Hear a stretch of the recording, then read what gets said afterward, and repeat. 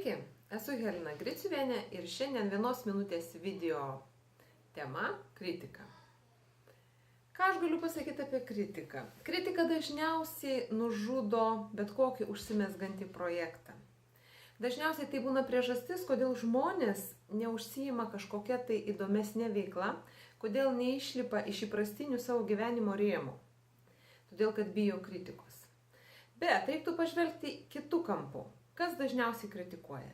Kritikuoja tie, kurie patys nieko nedaro.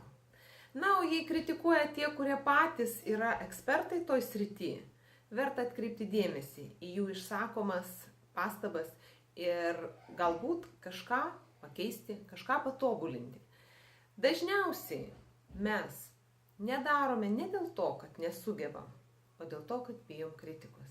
Aš kviečiu peržengti savo įprastinio gyvenimo ribas, praplėsti savo gyvenimą ir daryti, mokytis iš kritikos, bet siekti savo svajonių. Jeigu jums patiko šis video, spauskit patinka. Iki kito karto.